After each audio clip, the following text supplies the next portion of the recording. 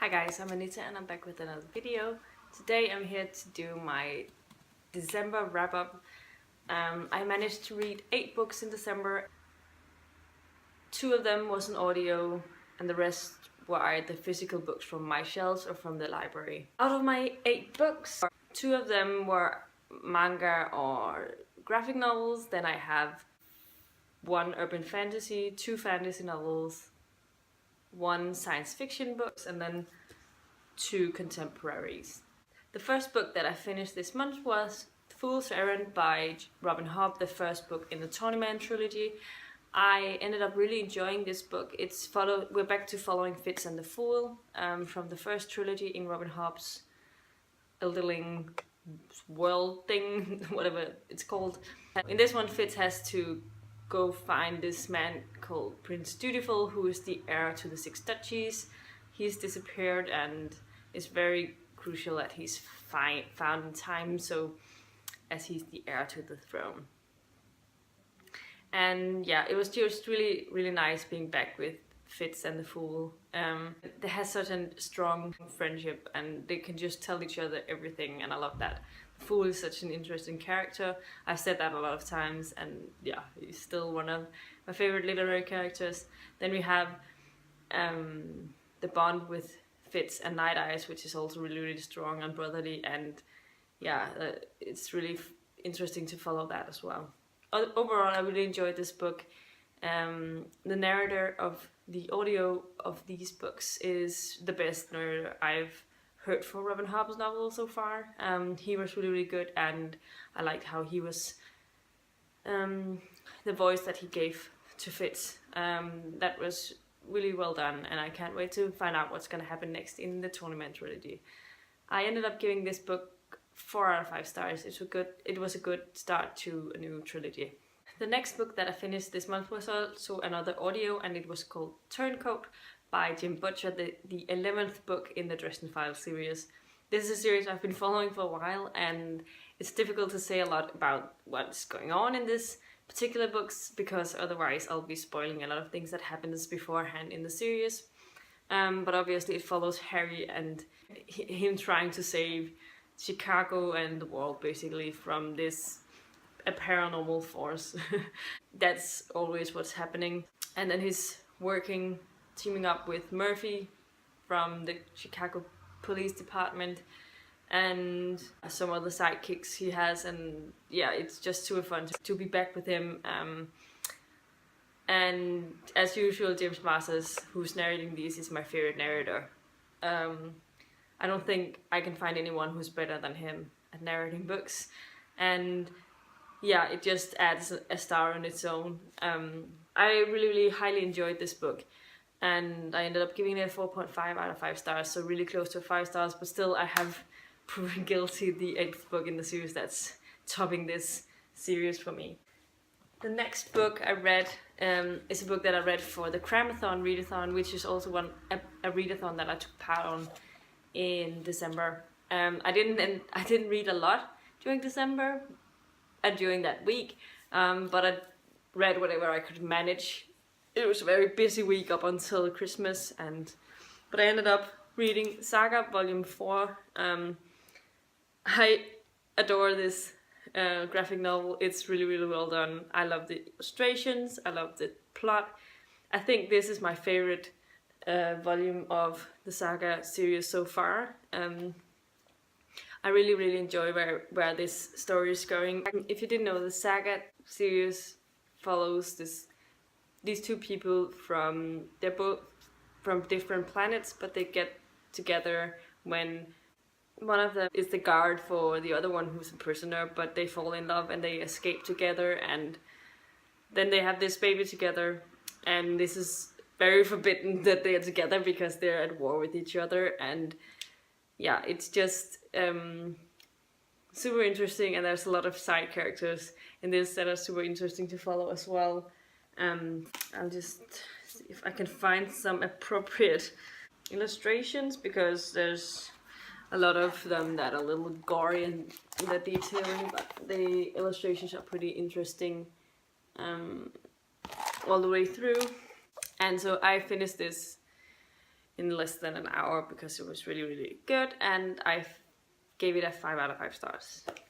Then the next book that I finished was a manga, the first manga that I ever read, and that is Full Metal Alchemist Volume 1 by Hiromu Arakawa. I'm not sure I'm pronouncing his name correctly, but it follows these two brothers who are alchemists, and one day when they lose their mother, they try to do some alchemy in order to try and bring her back to life, and something goes wrong in that, and they're not really allowed to do that, so it ends up with one of the brothers losing one of his arms and one of his legs, and the other brother loses his whole body.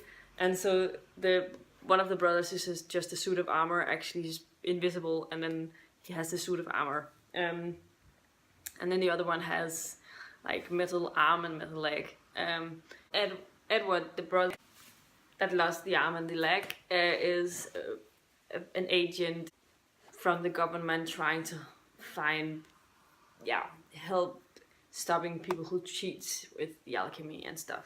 It was a super interesting read. I really enjoyed the pace of this, and the dialogue was interesting as well, and I'm pretty interested in seeing where this is gonna go. I have volume 2 on my shelf, so I think I'll be reading that in January sometime. But definitely an interesting read, and not the last book that I read from this series. I gave it a 4 out of 5 stars. It was very fun and entertaining. The next book and the last book that I finished for the Cramathon was What Light by J. Asher, another really short book. This follows this girl called Sierra, whose parents has always been running this Christmas tree company. They sell Christmas tree, grow and sell them. And it's a family business, so it's been going down from her grandparents and stuff. And they live in Oregon, and each year they go to LA around Christmas time to sell Christmas trees. And that's also what happens this year, but this year might be the last year that she goes there with her parents, because they trying to see if they can still run it without having to go to LA each year for a month. So this year is a little different, and then she meets this boy called Caleb, who is this mysterious man, and she's told that he's done some stuff. She's already sort of judged him before she got to know him, because everyone thinks that he's done this horrible thing. Honestly, I was a little bored by this book. It was really slow paced, and it's only 250 pages long. It felt like it was a 300 or 400 pages book, and I didn't really care a lot about any of the characters, so that was a little annoying and sad for me. The cover is absolutely beautiful, but I ended up only giving this book a 3 out of 5 stars because I couldn't really get into this, and even though it's a Christmas story, it didn't have the same Christmas feel that I was thinking I'd get by reading this. The next book that I finished this month was Scarlet by Marissa Meyer, book 2 in the Lunar Chronicles. I'm so happy I picked up this book. I have been postponing it for a while. I don't even know why, because I really enjoyed Cinder as well, but I just, for some reason, postponed it. And this book, it follows Scarlet as well as also Cinder and Kai's storylines, so it sort of mixed them into this story as well, because their stories were not at all finished with Cinder. And I love Scarlet and Wolf. They're a really, really interesting. I really ship it. Because of how it all turned out and all that. It's really complex, but I really enjoyed following their storylines and how they came. Yeah, they're really, really interesting characters, both of them. And I'm also really interested in seeing where things are going with Cinder and Kai in the coming books. And yeah, I'm definitely looking forward to reading Cress and Winter now. I don't think I'll think any of them are boring at all. I think they flew by, even though this is almost a 500 pages book. It's 464 pages, and I thoroughly enjoyed each and every page written, and I gave it a 5 out of 5 stars. My next book is also a chunkster, and that is The Final Empire by Brandon Sanderson, the first book in the Mistborn trilogy, or series if you will. I've heard that the trilogy is first, and then we have another trilogy set in the future, so that's sort of a spin-off, just with some other characters. Anyway, it has a pretty unique magic system. It's sort of like you have, in this world, people are eating metals and consuming them in different ways too, and each metal has its own powers, and then you can either push or pull to gain the power that you want. Some people they can control one sort of metal and either push or pull, and they're called the Mistings. And then we have the others who can control all of the metals there are and both push and pull, and they're called the Mistborn. We're living in this world where that's ruled by this man called the Lord Ruler, who has been sort of ruling this world for longer than anyone can think, almost. He's like, everyone are seeing him as a guard because he seems like he's immortal, and he's been telling everyone that he can't be killed, even though, and a lot of people have tried without success.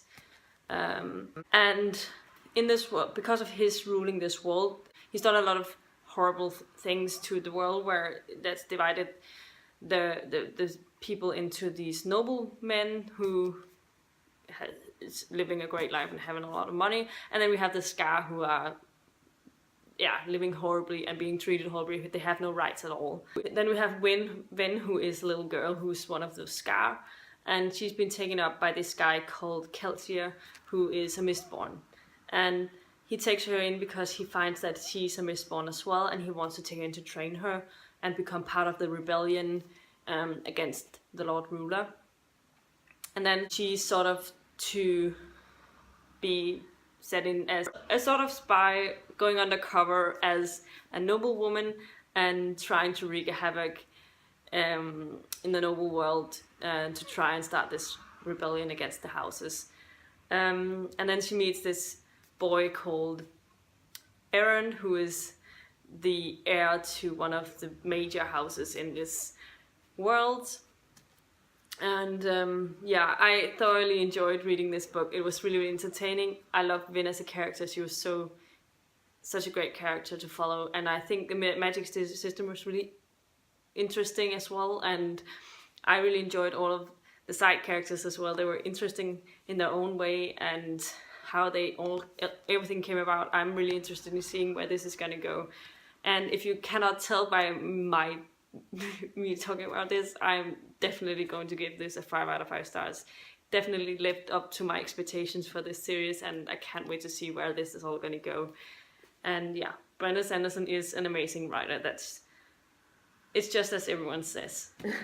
The final book that I finished for December was The Sun is Also a Star by Nicola Yoon.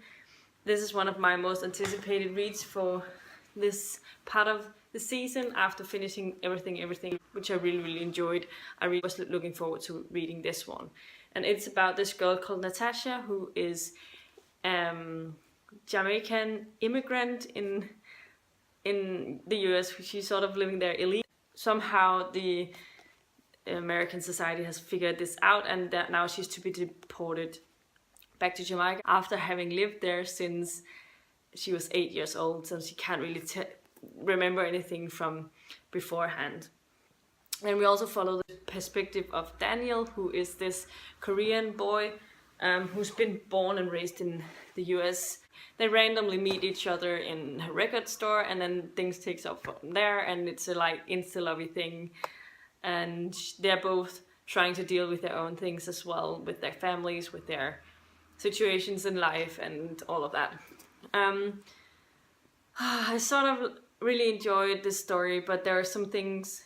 The love relationship was very unrealistic since it was happening so fast.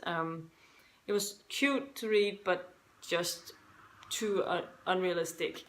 And I felt like Natasha was a little flat a flat character at times. I think Daniel was pretty interesting.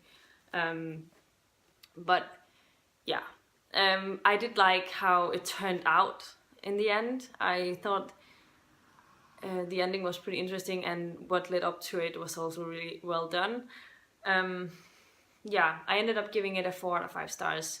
I was considering giving it a 4.5, but after having thought about it again, yeah, there was just some things that didn't add up, so I'll downgrade it to a 4 out of 5 stars.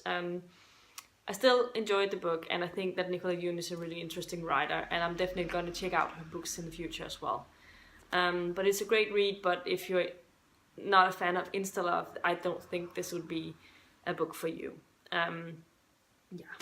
But these were all the books that I read in December. Let me know in the comments down below if you read any interesting books this month. Have you read any of the books that I have been reading, and what did you think of them? So if you liked the video, please give it a thumbs up, and I'll see you in my next video, hopefully very, very soon. Goodbye!